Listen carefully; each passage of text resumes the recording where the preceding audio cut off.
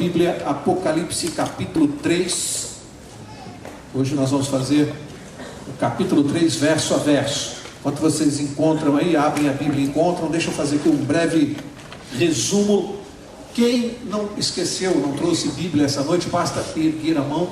Temos Bíblias lá atrás. Se você erguer a sua mão, a Bíblia vai chegar até você, para você poder acompanhar o estudo dessa noite, tá? Basta fazer assim e vão identificar onde você está e a Bíblia vai chegar aí.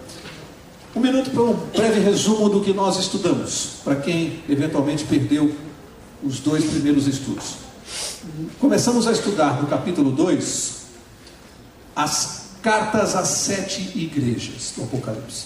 E algumas pessoas têm um pouco de dificuldade de entender essa questão, cartas às 7 igrejas que estavam situadas na Ásia. E vimos através dos estudos que, na verdade, isso você vai confirmar hoje. Vamos continuar estudando mais 3 cartas, e você vai ver que, além de serem destinadas àquelas igrejas que existiam na Ásia no tempo de Jesus, vai ficar muito claro no estudo, como ficou na quarta passada, que Jesus está se referindo a períodos da igreja na terra. Além de serem 7 cartas para a igreja, são períodos da igreja de Deus. Então ele começa falando da igreja dos apóstolos, que conviveram com ele, igreja de Éfeso, em seguida a igreja de Esmirna, onde houve os primeiros mártires do cristianismo, depois a igreja de Pérgamo, aquela igreja que teve um problema com os imperadores, Constantino, Justiniano, o domínio dos imperadores, depois a igreja de Tiatira, lembram-se da Jezabel, aquele poder que nós estudamos aqui, ligado à igreja romana, e hoje vamos estudar as outras 3, Sardes, Filadélfia e por último Laodiceia, que é a 7ª carta e refere-se ao nosso tempo. Você vai ver, igreja do nosso tempo, é a última, é a 7ª. Depois dessa, qual é a próxima igreja de Deus? Jesus voltando e nós vamos estar no céu. Não existe um outro período após esse. Isso é mais uma confirmação para nós que nós estamos vivendo no tempo do fim, profeticamente, porque estamos vivendo no tempo do último período da igreja nesta terra, da igreja de Deus. Nós vamos estudar as 2 primeiras, Sardes e Filadélfia, de uma maneira um pouco mais rápida, mais objetiva, e vamos nos deter um pouquinho mais na última, na Laodiceia, que tem a ver com o nosso período. Vamos ver o recado de Deus para a igreja no tempo que nós estamos vivendo. Em outros termos, recado de Deus para nós. Então as 2 primeiras vamos fazer um pouquinho mais rápido, para nós nos dedicarmos mais ao último período. Então abre lá Apocalipse capítulo 3, e eu vou ler aqui o verso 1, que diz assim: ao anjo da igreja de Sardes escreve: isto diz o que tem os 7 Espíritos de Deus e as 7 estrelas. Conheço as tuas obras, tem nome de que vives, mas estás morto. Olha, primeira coisa, todas as 7 cartas, você percebe que no início Jesus se apresenta, e ele se apresenta sempre com nomes diferentes, sendo que este nome tem a ver com o recado que ele vai dar. Lembra-se na igreja anterior a essa aqui, aquela de Tiatira, Jesus se apresenta como o Filho de Deus, e nós estudamos aqui a razão, porque naquele período havia um representante de um poder político religioso que se apresenta na terra como substituto do Filho de Deus. Então não é à toa que naquele período da igreja Jesus se apresenta como o Filho de Deus. Estudamos isso na quarta passada. Aqui Jesus se apresenta no início da carta para Sardes, ele diz que ele é aquele que tem os 7 Espíritos de Deus. Nós estudamos aqui no capítulo 1. Quem está lembrado os que representa o símbolo dos 7 Espíritos de Deus? O número 7 representa o quê? O que representa o número 7? Perfeição, plenitude. Isso é um número simbólico no Apocalipse. Os 7 Espíritos representam então o quê? A plenitude do Espírito de Deus. E Jesus representa isso, a plenitude do Espírito de Deus. E diz que tem as 7 estrelas. Lá no capítulo 1, o que representam as estrelas? Quem se lembra? Anjos ou mensageiros. Quando Jesus diz que ele é as 7 estrelas, ele significa que ele é a perfeição da mensagem, representa todos os mensageiros da igreja, ou o mensageiro principal da igreja. Assim que ele está se apresentando para Sardes. E ele diz aqui no final do verso 1: tens nome de que vives, mas estás morto. Duro recado, hein? Duro recado. Você dizer para uma igreja de um período que ela, embora tenha nome de que esteja viva, ela está morta. Por que Jesus falou isso? Marca essa página aqui de Apocalipse 3, marca aqui que nós vamos voltar, e pega ali um pouquinho antes, 1 João capítulo 5. 1 João capítulo 5, tem um verso aqui de apoio que vai nos ajudar a compreender o significado de estar morto aqui que Jesus está falando. 1 João capítulo 5, eu vou ler para você o verso 12. 1 João 5,12, um verso que vai ajudar. 1 João 5,12 diz assim: quem tem o Filho tem o quê? A vida. Quem não tem o Filho de Deus não tem. Quando Jesus disse que aquela igreja, embora pareça estar viva, ela está morta, o que ele está querendo dizer? O que está faltando naquela igreja? Ele mesmo. Naquele período houve um abandono, um afastamento de Cristo. Então quando ele diz assim, vocês estão mortos, é porque quem não tem Jesus está morto, não tem a vida. Faltou a presença marcante de Cristo naquele período. Houve um afastamento extremamente perigoso. Vamos seguir, verso 2 diz assim: ser vigilante. Olha o recado para aquele período da igreja, período de Sardes. Ser vigilante e confirma o restante que estava para morrer, pois não tenho achado as tuas obras perfeitas diante do meu Deus. Mandou ser vigilante e fazer o quê? Confirmar o restante. Do que Jesus está falando? Olha, nós nos lembramos como é que terminou o período da igreja de Tiatira. Qual foi o movimento que marcou o final daquele período? Estudamos na quarta passada. Houve um movimento protestante, movimento da reforma. Quando começa o período seguinte, Jesus diz assim, confirma o restante. O que sobrou daquele movimento, a verdade, guardem, confirmem, mantenham com vocês. Mas ele faz uma repreensão, ele diz assim, mas, o que ele diz aqui no final do verso? Ele diz assim, não tenho achado perfeitas as tuas obras. O que é que aconteceu logo depois que o movimento protestante fez a reforma no cristianismo, trazendo as verdades esquecidas? O que começou a acontecer com o movimento protestante? Proliferação de religiões. E Jesus criticou isso. Começaram a surgir as novas denominações. Eu não vou citá-las porque não vem ao caso aqui. O que vem ao caso é que havia uma igreja verdadeira, a igreja de Deus, e de repente foi nesse período aqui, exatamente aqui na história, que começaram a proliferar as religiões, as denominações religiosas, confundindo as pessoas, porque as pessoas pensam assim, tantas religiões dizendo que estão com a verdade, com a Bíblia na mão, como é que eu vou saber qual é a igreja certa, qual é a igreja verdadeira? Então Jesus disse assim, as tuas obras no final não foram boas, não foram perfeitas. Está criticando o que aconteceu dentro do movimento protestante, que é essa proliferação. Verso 3, lembra-te, pois, do que recebeste e ouviste, e guarda-o, e arrepende-te, mas se não vigiares, virei sobre ti como um ladrão, não saberás a que hora sobre ti virei. Qual é o conselho de Jesus? Lembra-te do que recebeste e ouviste. Amigos, essa mensagem, esse recado vale para todos nós. Todas as vezes que nós recebemos a verdade de Deus, o recado é, lembra disso, guarda, te arrependa e mantenha contigo a verdade, pratique. Porque logo em seguida, o que o inimigo de Deus, Satanás, fez? Quando a verdade, naquele período da idade escura, havia sido escondida, de repente Deus proveu um movimento para trazer a verdade de volta, a reforma, e de repente, aquele povo não conseguiu guardar a verdade, e ela saiu aí se desmembrando, se dividindo entre as igrejas. Deus está nos repreendendo, dizendo assim, se você e eu, Mauro e vocês, não guardarmos a verdade de Deus, logo logo nós vamos estar confusos junto com a mentira.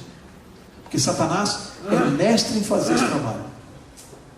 É mestre. Nós temos que confirmar a verdade conosco, guardarmos, somos guardiões da verdade. E olha, essa questão da proliferação das religiões foi o instrumento mais inteligente que Satanás usou. Ele descobriu, logo naquele período de Esmirna, que perseguir e fazer mártires só fez crescer o cristianismo. Quanto mais cristãos eles jogavam nas fogueiras, mais o cristianismo saía fortalecido, porque mártir impressiona as pessoas. Ao invés de destruírem o cristianismo, as pessoas ficavam cada vez mais convictas de que ali estava a verdade, porque há uma força muito grande quando você faz um mártir. O que Satanás descobriu? Não se combate o cristianismo matando o cristão. Isso é burro, isso não é inteligente. Ele pensou, vou fazer amizade com eles, vou entrar dentro da igreja e vou deturpar a doutrina. Isso é muito mais inteligente. É muito mais fácil você destruir o cristianismo entrando nas igrejas e deturpando a doutrina verdadeira do que você matando o cristão em praça pública. E daí as religiões começam a proliferar, porque ele mudou a tática. E Jesus, sabendo disso, disse assim: confirma o que você tem, guarda com você, se mantém firme no que você aprendeu, na verdade, porque ele vai trazer o engano, vai trazer o erro para confundir. Vamos seguir, verso 4. Mas também tens em Sardes algumas pessoas que não contaminaram as suas vestes, e comigo andarão vestidas de branco, pois são dignas. A questão das roupas brancas nós vamos falar num verso mais adiante. Aqui eu vou ficar na expressão não contaminaram as suas vestes. A quem Jesus está se referindo? Aqueles que vieram da reforma e que conservaram o restante, guardaram a mensagem, se mantiveram firmes na verdade. Então ele diz assim, embora seja um período de muita infidelidade na igreja em relação à verdade, alguns não contaminaram as suas vestes. Alguns se mantiveram fiéis. Esse período aqui de Sardes vai do ano de 1517 ao ano de 1821. É um período de pouco mais de 300 anos. E foi um período estratégico importante, de uma mudança, onde a igreja da reforma chegou, a igreja da reforma não, desculpe. O movimento da reforma, o movimento protestante, fez profundas incursões no cristianismo, trazendo de volta aquilo que havia sido esquecido, aviltado, atrapalhado durante a Idade Escura. E aí nós vamos chegando no final desse período com um problema. Jesus está dizendo, ok, vocês fizeram muito bem o trabalho, mas não se mantiveram fiéis, apenas alguns, e as seitas estão proliferando, para chegar no próximo período. Verso 5. O que vencer será vestido de vestes brancas. Mais à frente nós vamos ver o que é isso. De maneira nenhuma riscarei o seu nome do livro da vida, mas confessarei o seu nome diante de meu Pai e diante dos seus anjos. Duas coisas aqui. Vestes brancas. Vamos ver o que significa o símbolo de roupas brancas no Apocalipse, porque essas vestes brancas vão aparecer em outros versos. Então vamos desvendar isso aqui. Marca essa página, vai até Apocalipse 19. Apocalipse 19 vai explicar o que é isso, o que simboliza essa expressão, roupa de linho fino, vestes brancas. Tem um símbolo aqui. Apocalipse 19, verso 8, diz assim: foi-lhe dado que se vestisse de linho fino, resplandecente e puro. O linho fino são os atos de justiça dos santos. O que simbolizam as vestes brancas no Apocalipse? Atos de justiça de quem? De Cristo, comunicado aos santos. Toda vez que o Apocalipse mencionar as roupas novas, de linho fino, as vestes brancas, ela está falando da justiça de Cristo, que é muito diferente da nossa. Então quando fala, eu vou vesti-los com as vestes brancas, eu vou comunicar a minha justiça, e eles que são pecadores serão justificados pela fé. Serão justificados, é a justiça de Cristo em mim e em você. Isso é representado por roupas brancas, vestes brancas. É como se eu chego aqui pecador, aceito Jesus como meu Salvador, me arrependo. Neste momento Jesus tira a minha roupa suja do pecado e me coloca uma roupa branca, que simboliza a pureza e simboliza a justiça dele. Então eu, embora pecador, com as roupas brancas de Cristo, eu estou justificado. É isso que esse verso está dizendo. O que vencer, ele será justificado, ele terá as vestes brancas de Cristo. E diz que o nome dele jamais será riscado do livro da vida. Que coisa interessante aqui, sabe? Porque alguns de nós que possamos estar aqui esta noite, podemos não significar nada nessa terra. Você pode se sentir uma pessoa sem nenhuma importância para ninguém, pode se sentir uma pessoa fraca, uma pessoa com a autoestima baixa, mas Jesus Cristo está falando que se você for um vencedor, o seu nome não vai entrar no livro dos homens, no registro dos homens, vai entrar no livro da vida. Você é pouca coisa? Eu vou perguntar, o que você prefere? Ser o presidente da república da maior nação desta terra, com todas as honras desse mundo por 80 anos, 50 anos, famoso, glorificado? Ou você prefere entrar no livro da vida e ser conhecido perante a eternidade e respeitado? Você escolhe. Jesus está dizendo assim, no livro dos homens, você pode, se você quiser se dedicar, mas o que ele está prometendo para nós é a eternidade no livro da vida. É você ser famoso por uma outra razão, para toda a eternidade. É pouco isso aqui que ele está prometendo para nós? Você troca isso aí por fama aqui na terra? Eu não troco não. É isso que ele está prometendo. Vamos seguir? Para encerrar esse capítulo, verso 6, todas as cartas terminam com este verso. Todas. E não é à toa, porque esse verso diz muito. O verso 6 diz assim: quem tem ouvidos, ouça o que o Espírito diz às igrejas. Todas as cartas. E aí eu perguntei aqui na quarta passada e vou continuar perguntando. Tem alguém que veio aqui essa noite que não tem ouvido? Tem alguém que veio sem ouvido? Então esse recado aqui para quem é? É para mim, para você. Faz assim, porque você tem ouvido e eu também tenho. Então quando Jesus fala assim, quem tem ouvido, ouça o que o Espírito Santo diz às igrejas, ele está dizendo assim, você que está sentado aí, se liga, fica esperto, fica ligado. Esse recado é para você. Cada palavra aqui é para ouvir. Quem tem ouvido é para ouvir esse recado aqui, que é muito sério. Agora vamos passar para o outro período da igreja, a igreja de Filadélfia. Apocalipse 3, verso 7. Diz assim: ao anjo da igreja de Filadélfia escreve: isto diz o que é santo. Outra vez Jesus se apresentando, ele é santo. O que é verdadeiro, é ele mesmo.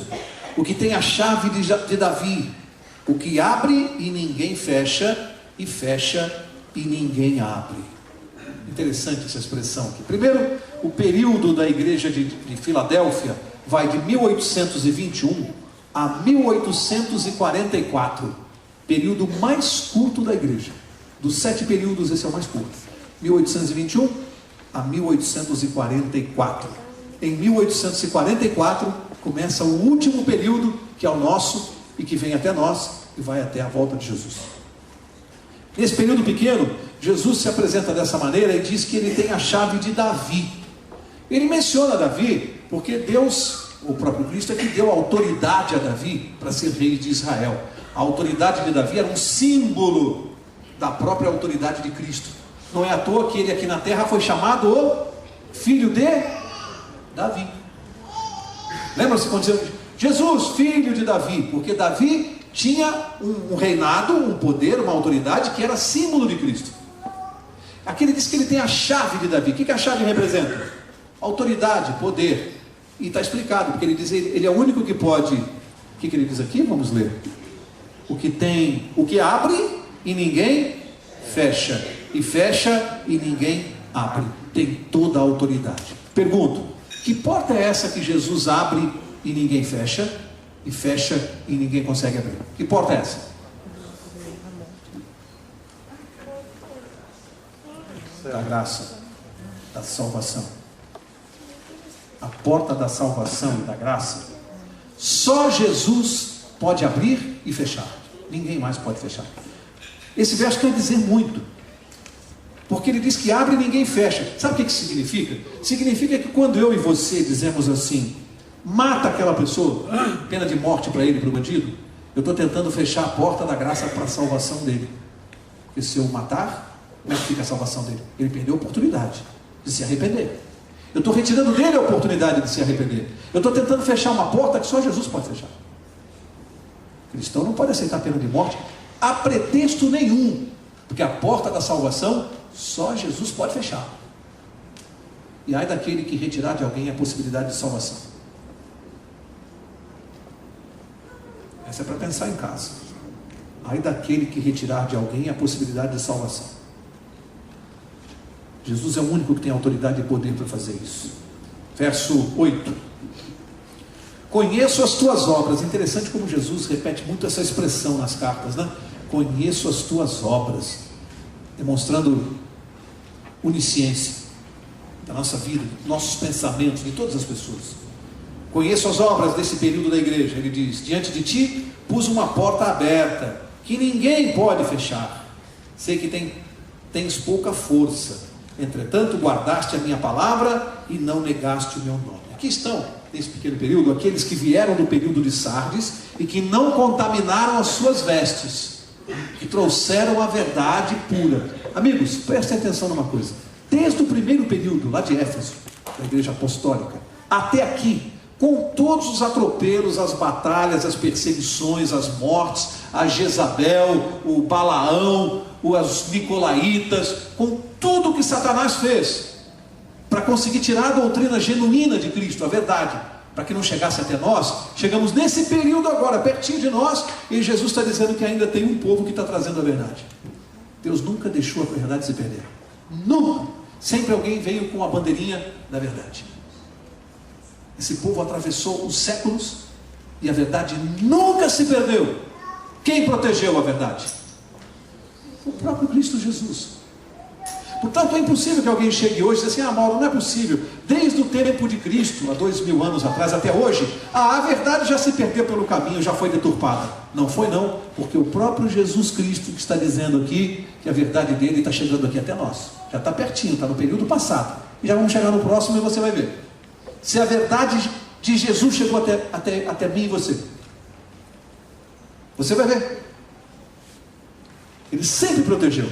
E há sempre um povo que traz. E que não perde. E ele elogia estes. E aqui ele diz que há uma porta, te pus uma porta aberta. Aqui é importante entender o período. Em que período nós estamos aqui? Quem se lembra? Tempo. 1828 a 1844. Jesus disse que pôs uma porta aberta. Essa porta aberta não é uma porta aberta para o céu. Ele está falando de uma porta aberta no céu. E nós estamos chegando perto de 1844. Aqui é preciso um pouquinho de conhecimento do santuário de Israel. Jesus está no céu nesse período. Nós sabemos. Onde ele está agora? Onde estava nessa data? No santuário celestial, o que Jesus estava fazendo? Ministrando em qual dos dois compartimentos? Santo ou Santíssimo? Antes de 1844? Santo. Aí diz que pôs uma porta aberta no céu. E nós estamos chegando em 1844. Lembra-se que um povo, esse povo fiel, começou a interpretar que o ano de 1844 se referia ao quê? Ao povo de Deus. Errou aqui numa profecia. Eles interpretaram errado e acharam que era o quê? A volta de Jesus. Mas Jesus falou: não, é uma porta aberta no céu. Eles não entenderam que era a passagem do lugar santo para o Santíssimo. A porta da salvação diante do trono de Deus, sem intercessor, sem intercessão do sacerdote. Era direto. Jesus está falando aqui da passagem para o lugar santíssimo, que a igreja de Filadélfia não conseguiu perceber. Só a igreja de Laodiceia entendeu. Vejam como as profecias são. Segue, verso 9. E aqui ele volta a usar uma expressão pesada, né? Cristo diz assim: farei aos da sinagoga de Satanás, aos que se dizem judeus e não o são, mas mentem, farei que venham e adorem prostrados a teus pés e saibam que eu te amo. Olha só, aqui Jesus se refere aos que dizem ser judeus e não são, mas mentem. Na verdade ele está fazendo aqui uma alegoria, se referindo muito mais, não a questão da nacionalidade aqui, ser judeu ou não, mas o que ele está querendo dizer aqui é aqueles que mentem, que são falsos. O falso judeu daquela época era equivalente ao falso cristão de hoje. Então é aquele que está se apresentando como cristão, mas é um enganador, porque de cristão ele não tem nada. Jesus disse que estes frequentam a sinagoga de Satanás. Só que ele está escrevendo para o período da igreja. Onde é que estão esses? Dentro ou fora da igreja? Dentro.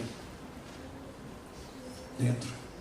É um perigo se fazer parecer cristão sem ser. Lembram-se por que Jesus destruiu a figueira? Por que ele destruiu?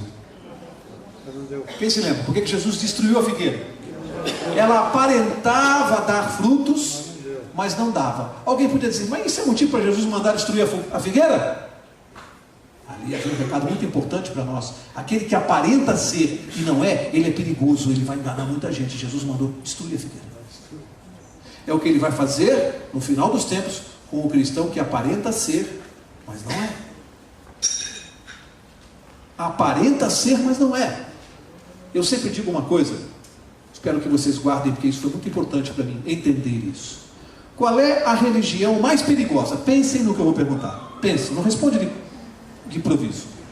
Raciocínio. Qual é a religião mais perigosa? A que contém a maior quantidade de mentiras ou a que contém a maior quantidade de verdades? Qual é a mais perigosa? Eu dei uma dica, eu mandei pensar. Porque a minha pergunta induz uma resposta.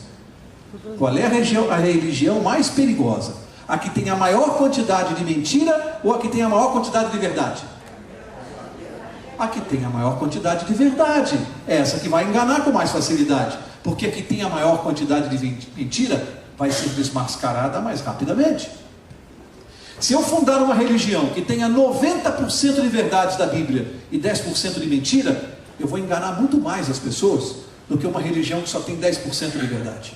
Ela vai ser desmascarada mais rápido. Portanto, o perigo é das religiões, está nas religiões que tem 99% da Bíblia verdades, mas enfia 1% de mentira. Essa religião é perigosa. E aqui entram as igrejas protestantes, todas falando de Jesus, todas usando a Bíblia, todas lendo a Bíblia, mas os 5% de mentira que eles encaixam são extremamente malignos, porque enganam as pessoas. Guarda uma coisa: a igreja de Cristo, a religião de Cristo, a igreja verdadeira, não tem 0,01 de mentira. Ela tem que ser 100% de verdade, senão não é de Cristo. Cuidado com religiões que tem 0,5% de mentira. É a mais perigosa de todas. É a que vai enganar mais gente. Vamos seguir? Verso 10. Visto que guardaste a palavra da minha perseverança, também eu te guardarei da hora da tribulação que há de vir sobre todo o mundo, para provar os que habitam sobre a terra. Guardaram a palavra da minha perseverança. E tem uma promessa aqui: te guardarei do que, hein? Diz aqui, do que Jesus vai guardar aqueles que são os guardadores da verdade? Do que? Também eu te guardarei o que? Da hora da tribulação, gente. Do que Jesus está falando aqui? Do tempo de angústia, que nós vamos estudar mais adiante, das 7 pragas. Há uma promessa para o cristão sincero, verdadeiro, fiel. Há uma promessa aqui fundamental: Jesus vai nos preservar do tempo de angústia. Proteção na hora que o bicho vai pegar. Desculpe a expressão. Proteção. Quando a gente chegar no estudo das 7 pragas, vocês vão ver do que Jesus está falando aqui. Um tempo que está por vir. E ele promete proteção aos fiéis. Em que grupo você quer estar, hein? Você pode escolher. Ele promete proteção. E o que vem por aí é bravo. E a gente vai estudar aqui. Não falte. Verso 11. Verso 11 diz assim: venho sem demora, guarda o que tens, para que ninguém tome a tua coroa. Venho sem demora. Gozado. Aqui, gozado não, interessante. É a primeira vez no Apocalipse que a volta de Jesus deixa de ser mencionada como uma simples esperança. Venho sem demora. Aqui ele já coloca a sua volta como um fato iminente. Por quê? Porque ele está se aproximando do último período. Já não é uma esperança futura. Aqui ele já diz: venho sem demora. O momento está muito próximo. É iminente. É já. Ele começa a alertar. E ele diz: guarda o que tens. O que eu tenho para guardar? A fé e a...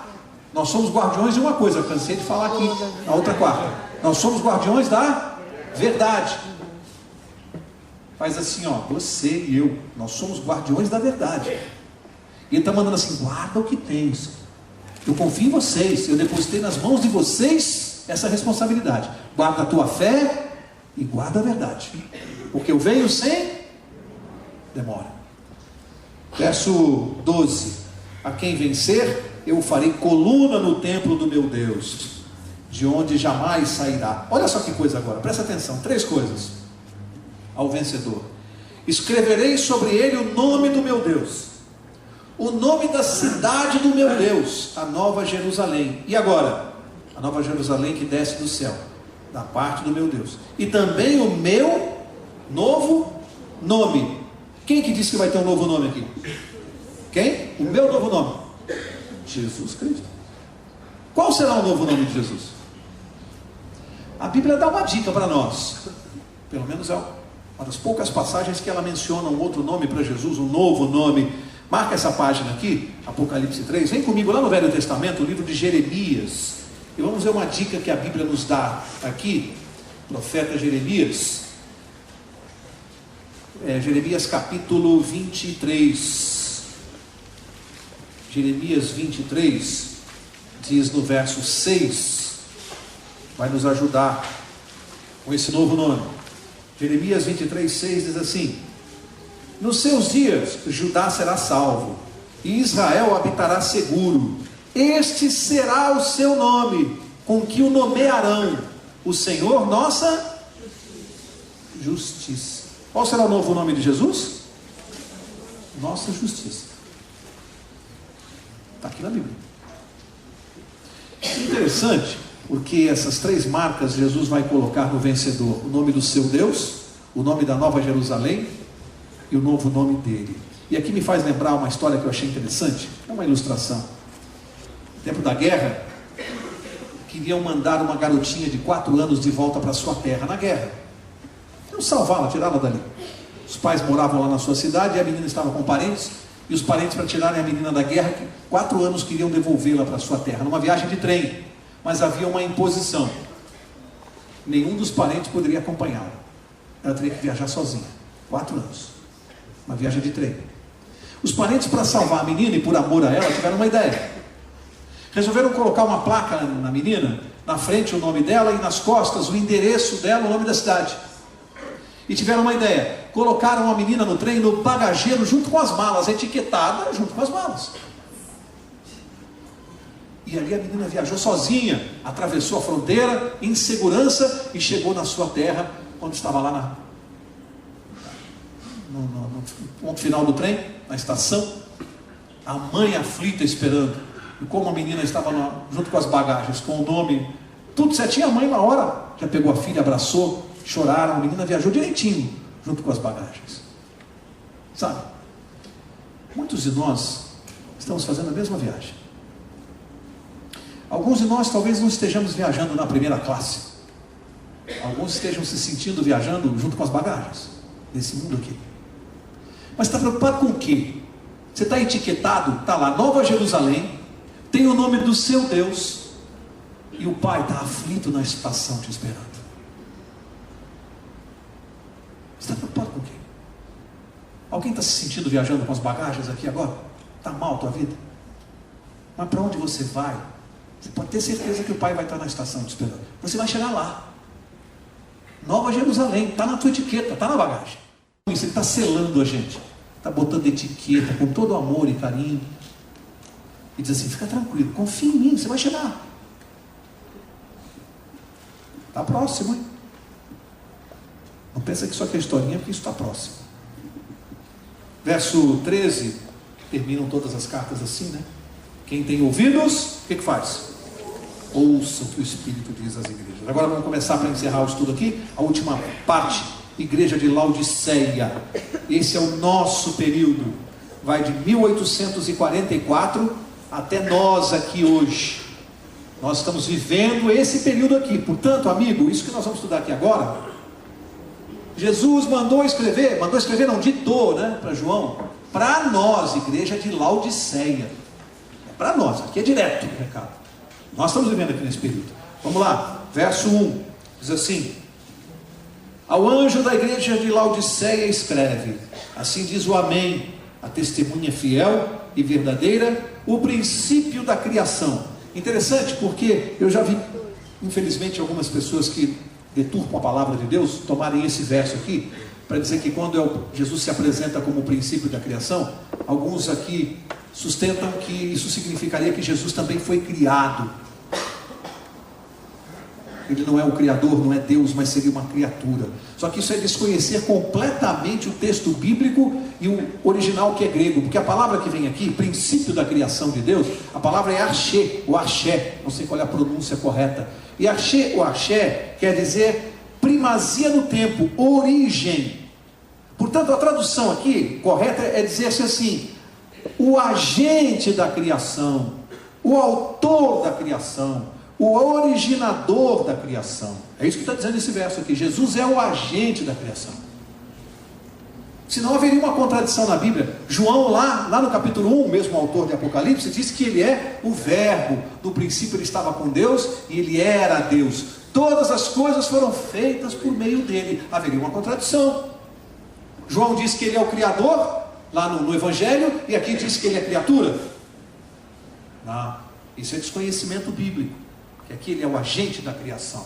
Verso 15: conheço as tuas obras. De novo, olha, Jesus insiste com essa frase: conheço as tuas obras. Está falando para nós agora, hein? Nosso período.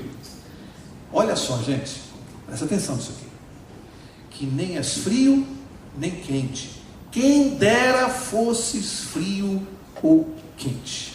Aqui é uma baita de uma reprovação. Por que Jesus está chamando esse período da igreja cristã, o nosso período, está dizendo que ela não é fria nem quente? O que ele está criticando na igreja do nosso tempo? Está dizendo que nós somos mornos. O que ele está querendo dizer? Ele está falando de uma coisa que desagrada muito a Deus, chamada indiferença espiritual. O povo cristão do nosso tempo é um povo indiferente, é o cristão nominal. Ele vem à igreja aos sábados como se fosse bater cartão numa fábrica. Comparece, senta aí, ouve o sermão, às vezes critica o pastor, às vezes critica quem canta, às vezes critica quem está dirigindo alguma fase do culto, vai embora para casa e o cristianismo dele terminou ali. Acabou. Não se envolve mais nada da igreja.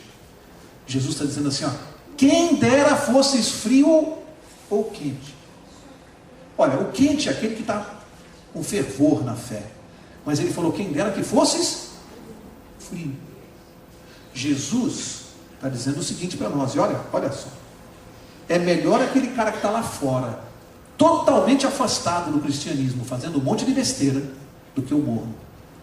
Sabe por quê? Porque para o frio há esperança. Quando a mensagem chegar para ele, e vai chegar, quando a verdade chegar para ele, muitos vão se converter, muitos. Mas para o morno não tem mais jeito. Já ouviu a verdade, sabe de tudo, está sentado aí e não se converteu.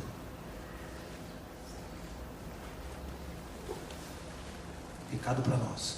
E é por isso que a gente cansa de ver há décadas pastores vêm aqui à frente e ficam fazendo um apelo que parece estão implorando: querido membro dessa igreja, não estou me referindo ao Brooklyn, igreja de Deus, por favor, não deixa de vir ao culto da quarta, venha ao culto do sábado, não deixa de vir ao JA, vai ter uma campanha, vai ter oração, 40 madrugadas, fica implorando para o povo de Deus vir, ajuda na assistência social, ajuda em algum departamento, faz alguma coisa, dá um estudo bíblico, implora, porque Jesus falou: é um povo indiferente. Você vai chacoalhar essas pessoas e não vai acontecer nada.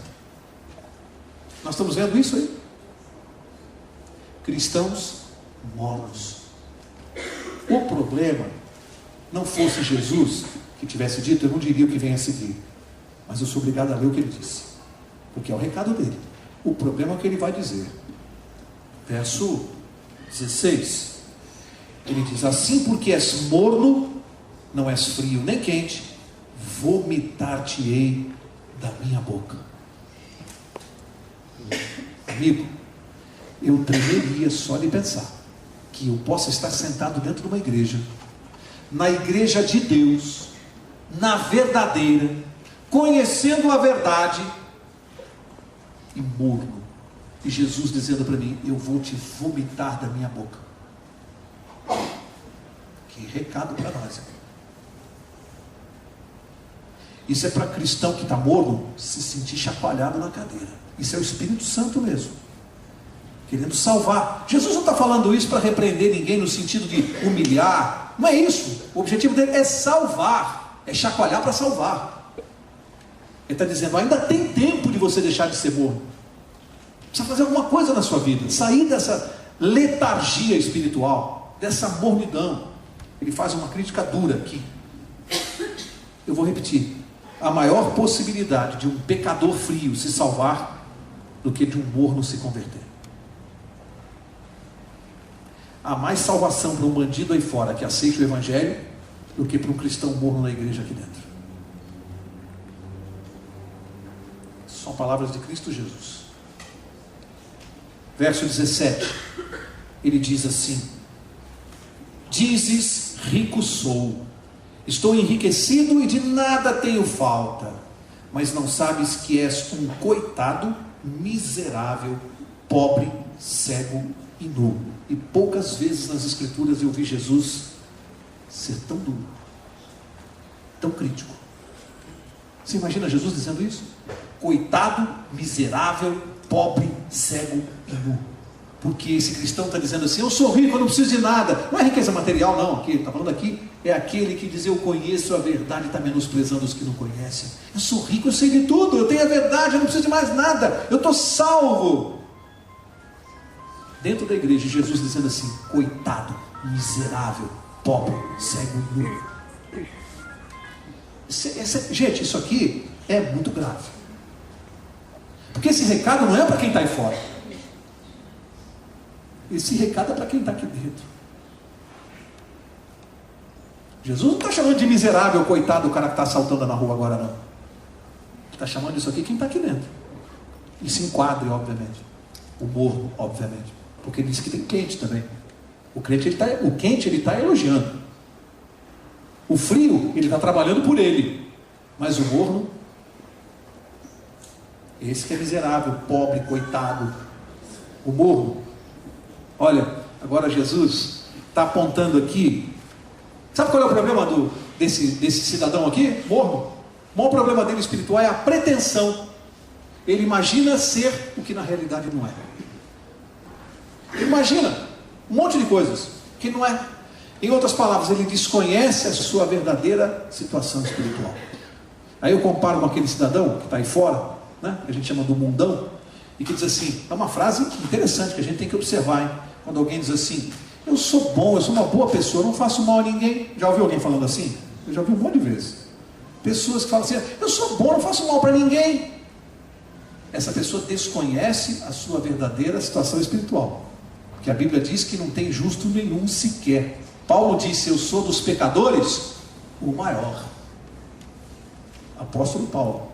Ele não disse assim: eu sou bom, eu sigo a Jesus, eu não faço mal a ninguém, eu prego o evangelho. Ele falou: dos pecadores eu sou o maior. Quanto mais perto de Jesus ele estava, mais ele reconhecia a sua situação espiritual. Quanto mais longe de Jesus eu estou, mais eu digo que eu sou bom e que eu estou bem. Estou muito longe de Jesus, eu não tenho parâmetro, eu acho que eu estou bem. Então, em outras palavras, fica longe de quem diz que é bonzinho, hein? Fica longe. Esse cara é perigoso, porque ele não tem noção da sua situação espiritual. Agora, olha os conselhos que Jesus vai dar para o morno, para nós. Verso 18. E aqui a gente vai começar a encerrar. Olha os conselhos. Aconselho-te que de mim compres ouro refinado no fogo, para que te enriqueças, vestes brancas para que te vistas, e não seja manifesta a vergonha da tua nudez, e colírio para ungires os teus olhos, a fim de que veja. 3 coisas aqui nós vamos ter que entender: ouro refinado no fogo, vestes brancas e colírio para ungires os teus olhos. Vamos deixar a Bíblia responder, porque isso aqui é muito importante, porque Jesus está dando esse conselho para nós e está mandando comprar dele. Significa que essas 3 coisas eu não posso adquirir no mundo. Não adianta entrar numa farmácia para comprar. Esse colírio que ele falou não vende na farmácia. Essa veste branca não, nem o melhor costureiro pode dar para você. E esse ouro você não vai encontrar no Ourives, tem que comprar dele. Aconselho-te que de mim compres, ele disse. Então vamos ver o que são essas 3 coisas que podem me salvar, podem me tirar da mornidão. Vamos ver, primeira delas: ouro refinado no fogo. Pega lá, Jó, livro de Jó, verso 23 Jó, verso 23.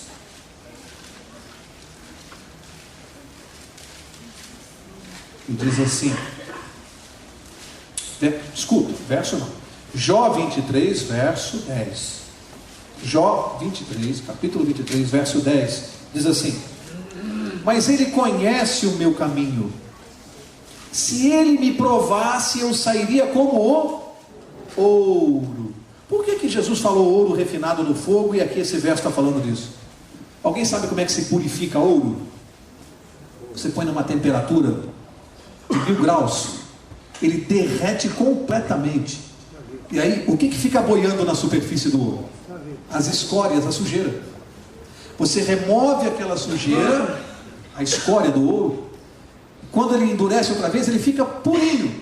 Então esse processo de aquecimento é para refinar. Quando Jesus está falando de ouro refinado no fogo, ele está falando de uma coisa que purifica a nossa vida, chamada fé.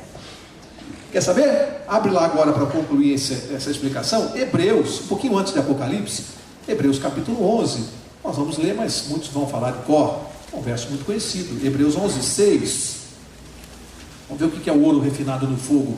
Hebreus 11, 6 é um verso muito conhecido. Ele diz assim: ora, sem fé é impossível o quê? Agradar a Deus. Pode parar aqui. O ouro refinado no fogo que Jesus mandou comprar dele, o que é? A fé. Primeira coisa que eu tenho que comprar dele. Fé é a primeira coisa que vai resolver a vida do morno. Aumentar a sua fé em Cristo. Pessoa morna não tem total fé em Jesus. Não tem. Se provar, se vier uma aprovação, vai ficar pelo caminho. Fé. Segunda coisa que ele mandou comprar dele, vestes brancas. Nós já vimos lá em Apocalipse 19:8. O que simboliza a veste branca? Quem se lembra? A justiça de Cristo. Qual a importância disso? Veja comigo aqui. Abre Isaías 64. Isaías capítulo 64. Vamos ver por que é importante essa veste branca e por que Jesus mandou comprar dele. Veste branca. Isaías 64, verso 6. Isaías 64, 6. Olha o que diz aqui: todos nós somos como o imundo, e todos os nossos atos de justiça como o trapo de imundície. Todos nós caímos como a folha, e os nossos pecados como um vento nos arrebatam.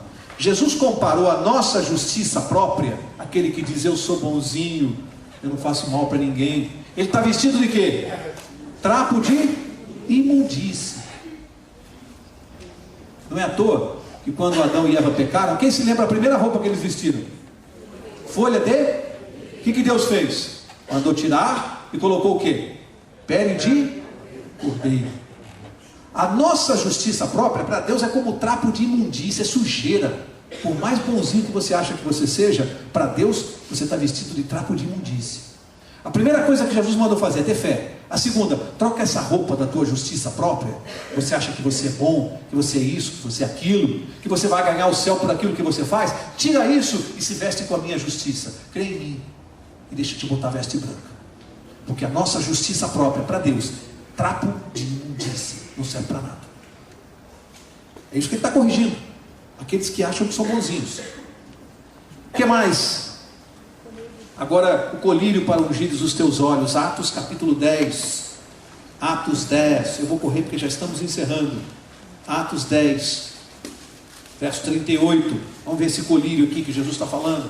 Tem que comprar dele. Atos 10, 38. Diz assim: como Deus ungiu a Jesus de Nazaré, com o quê? O que diz a tua Bíblia? Com o Espírito Santo e com poder, o qual andou fazendo bem e curando a todos os oprimidos do diabo, porque Deus era com ele. Qual foi a unção que Jesus colocou em Jesus Cristo de Nazaré? A unção do Espírito Santo. Que colírio é esse que Deus mandou, Jesus mandou ungir os nossos olhos? O Espírito Santo. Que trabalho ele vai fazer?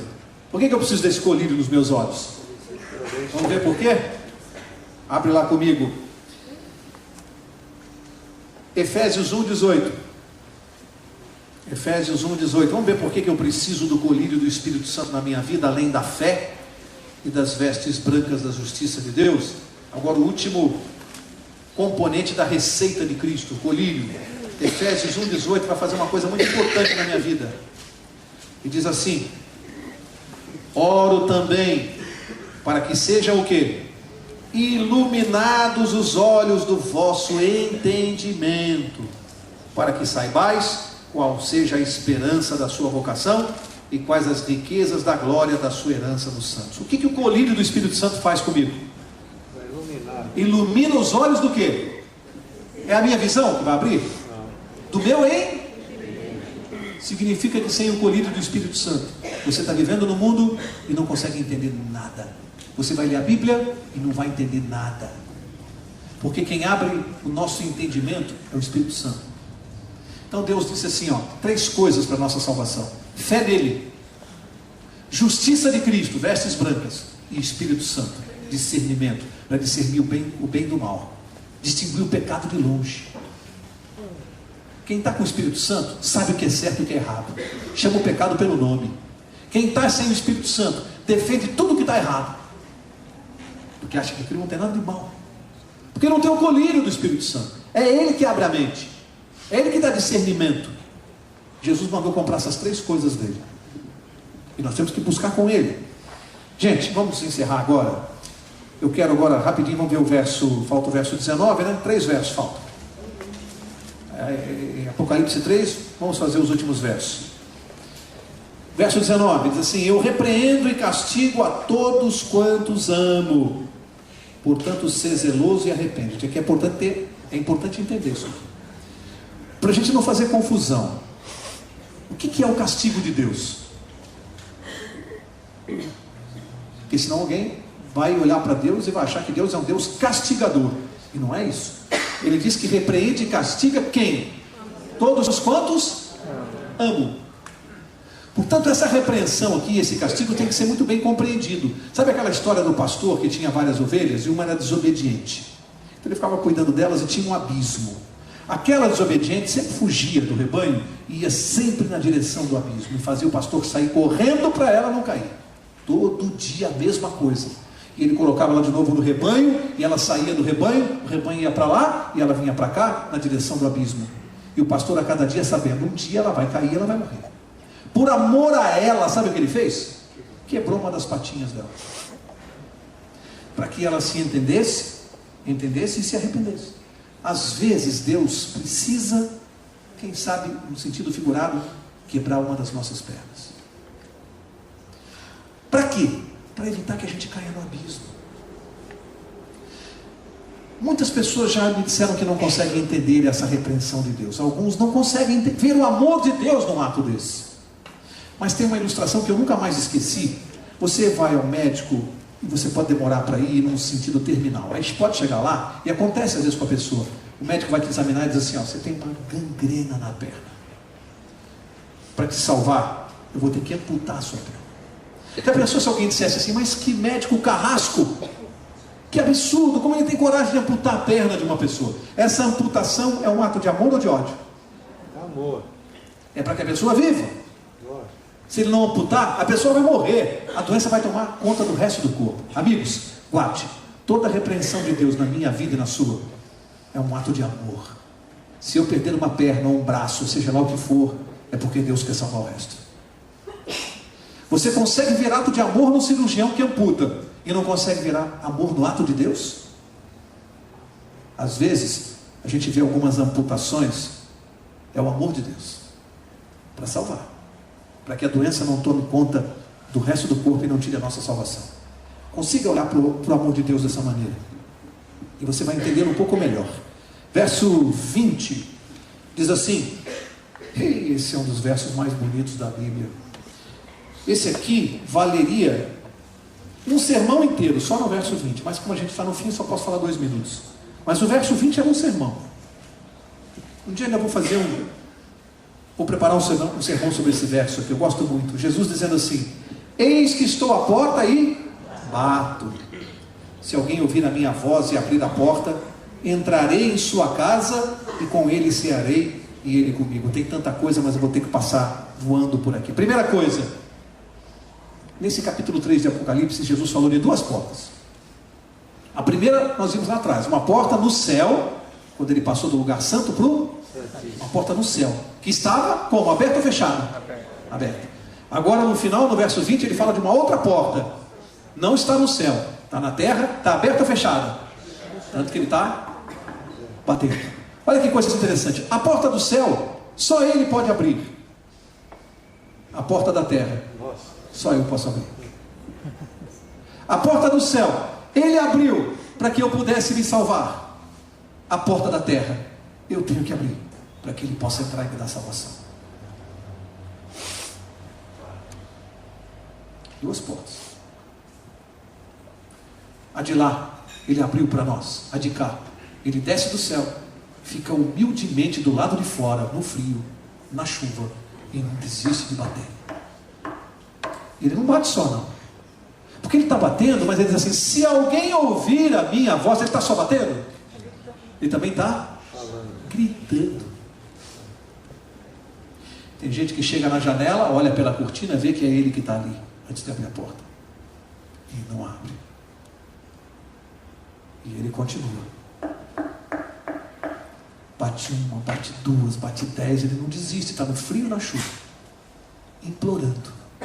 Aquele Jesus que falou, coitado, miserável, pobre, nu, para chacoalhar, é o mesmo Jesus que está batendo na porta, dizendo assim, mas eu te amo mesmo assim, eu não vivo sem você, vem ficar comigo, deixa eu te vestir, deixa eu cuidar de você, deixa eu te dar colírio, deixa eu te alimentar, porque eu te amo. E Ele diz que se alguém abrir a porta, Ele vai entrar e vai cear com Ele, vai entrar. Sabe de uma coisa? Essa entrada aqui é uma coisa fantástica, porque quando Jesus entra na... Que porta é essa que Ele está batendo? Coração. É na porta do coração que Ele está batendo.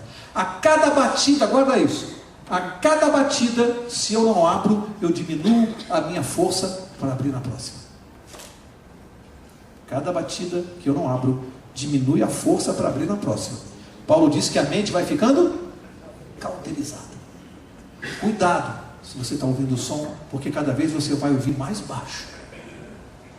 Mas diz que quando Ele entra nessa casa, Ele vai cear. Sabe por quê? Quando Jesus entra, Ele não entra sozinho. Ele entra junto com a divindade que há nele, com todo o poder que Ele tem, com todo o poder do Espírito Santo. Entra toda a caravana do céu. Significa que onde Satanás mandava, acabou a brincadeira. Acabou a brincadeira. Troca. Tinha um programa na televisão que chamava-se Sob Nova Administração. Às vezes quando uma padaria muda de dono, você vê lá, né? Sob Nova Administração. Quando Jesus bate e você abre, você está andando na rua com um cartaz. Sob Nova Administração. Tem outro rei mandando na sua vida. Tem outra autoridade comandando o seu pensamento. Satanás fica que nem bobão. Sob nova administração. Aqui, ele não manda mais. É disso que ele está falando, é pouco? É pouco o que ele faz? Desce do céu, fica batendo na porta, fica esperando, entra, toma conta, toma posse e acabou a brincadeira. Para encerrar, verso 21. Ao que vencer, dar-lhe-ei a sentar-se comigo no meu trono, assim como eu venci, me assentei com meu Pai no seu trono. Esse assentar-se com Jesus no trono dele, obviamente que não são todos os crentes ao mesmo tempo, todos sentados no trono de Jesus. Não. Lá em Apocalipse, não vai dar para ver agora, Apocalipse 20, verso 4, explica, né? Durante o milênio, ele vi tronos no céu e os que estavam assentados sobre ele, estavam fazendo o que no milênio? Os santos estavam fazendo o que no tribunal do céu? Julgando o que? Aqueles que não se salvaram, a justiça de Deus. E aqueles que não se salvaram. Darei a sentar-se comigo no meu trono. Nós estaremos junto com Cristo, exercendo a autoridade que Ele tem no céu para julgar. É isso que ele está falando. E o verso 22. Quem tem ouvidos, o que faz? Ouça. Recado para nós. Na próxima quarta nós vamos começar a estudar o capítulo 4.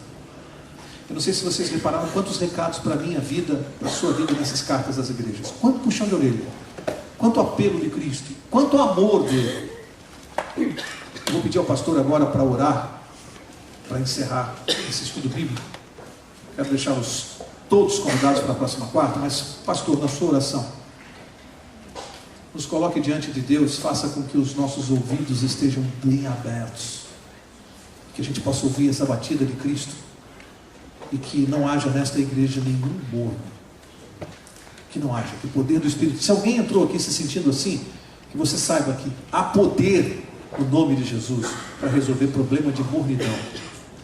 Há poder, Jesus resolve isso.